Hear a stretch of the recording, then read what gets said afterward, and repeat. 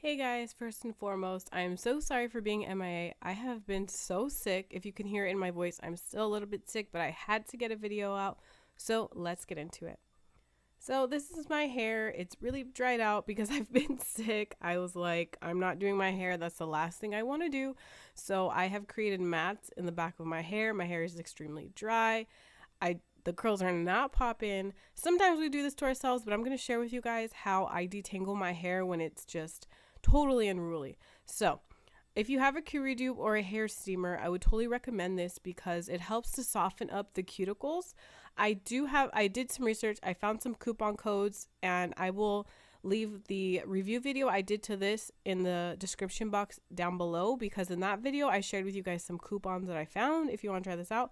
But if you do not have a hair steamer, it's totally okay, because before I had a hair steamer, what I would do was I would use some good old-fashioned coconut oil. You can use whatever oil works for your hair, but my hair loves coconut oil. So I have to detangle my hair, finger detangle it when it's dry. This is the best way for me and my hair type to get the knots out before I get into the shower, because I don't know about you guys, but when I get into the shower, my hair, and I get it wet, my hair just clumps together and it's an even bigger mess than what I started out with. So me personally, I finger detangle on dry hair. Like I said, feel free to use any other products or oils or whatever you like. You don't have to use exactly what I'm using, but just like you do with combing your hair out, you really want to be gentle. It's a lot easier to break apart the curls in dry hair than it is wet hair, in my opinion. So really, this isn't really difficult. It's not that time consuming. I really focus on the big matted knots first. I don't really focus on the little ones that I know my comb can get later on. So I just do it in small little sections. For me, like I said, the nape of my neck was the worst. So here you guys can tell I am really working on the nape of my neck. Now, if you do create a strand at like a knot at the very bottom when you're pulling apart your hair, just break apart that little piece of a knot at the very end and then work your way back up.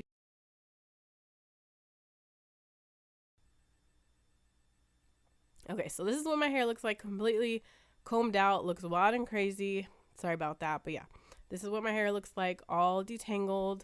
I'm going to show you guys the back as well. But as you can see, I don't have any of those big knots anymore, and I'm actually able to part through my hair a lot easier because I got the big chunks out. So I decided to show you guys in the shower exactly what I do. I'm going to, of course, first wet my hair.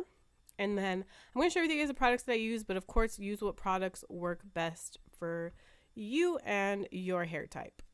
Okay, so of course, you're going to start with soaking wet hair. Now, I love to use this detangling shampoo just because I feel that it actually does help with detangling my hair later on.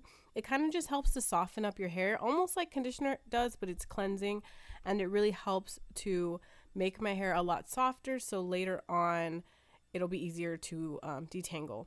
And then I actually do bring it all the way down to the bottom of my hair to help coat my hair with the detangling shampoo.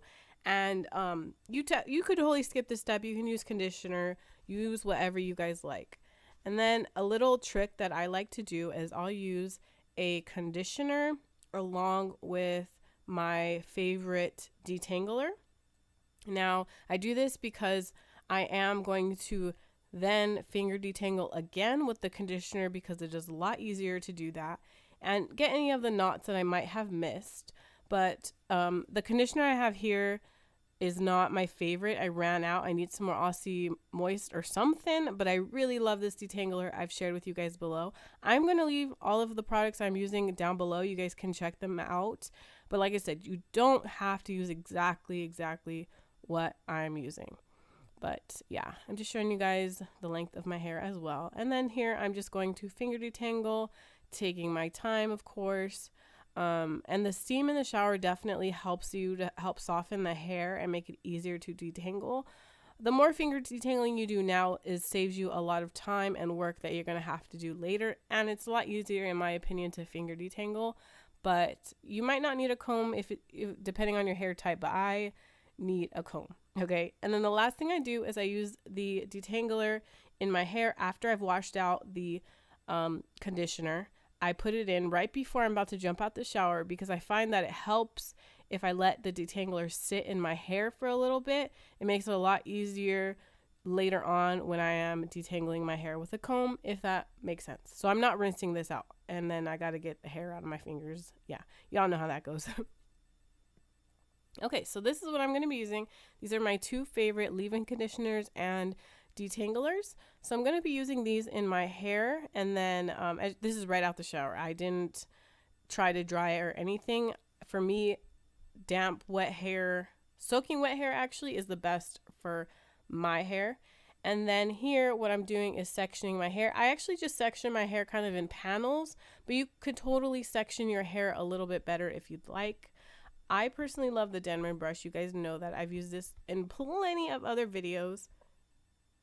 But yeah, I use this to detangle my hair. You're going to want to start on the ends and work your way up.